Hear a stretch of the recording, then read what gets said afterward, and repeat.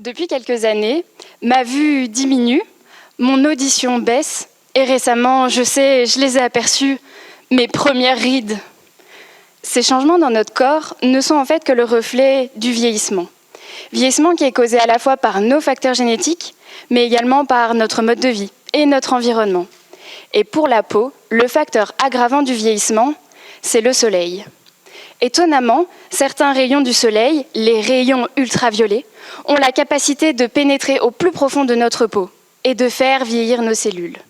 Alors évidemment, ce processus n'est pas immédiat, mais avec le temps et l'augmentation de notre exposition, les biologistes constatent une accumulation prématurée de cellules vieillissantes.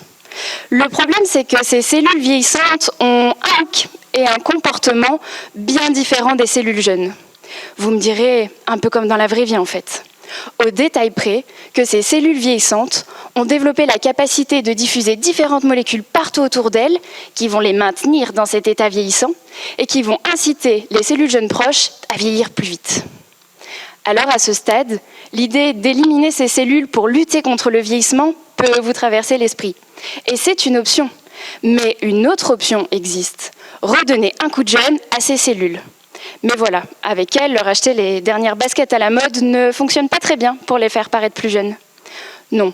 Ce que je fais plutôt dans le cadre de ma thèse sur le vieillissement précoce de la peau, c'est utiliser des outils génétiques et pharmacologiques sur les cellules vieillissantes.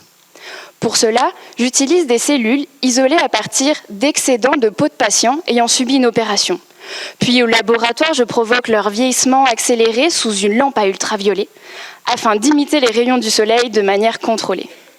Alors, selon cette logique, les cellules que j'utilise doivent donc provenir de patients jeunes et sains, et d'un endroit où leur peau n'a jamais vu le soleil. Ouais, autant vous dire que certains prépuces connaissent une reconversion assez étonnante.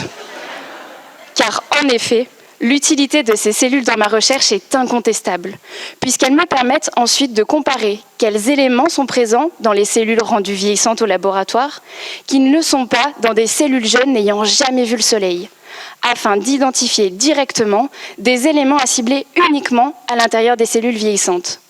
Et dans mon cas, ma cible s'appelle UPR.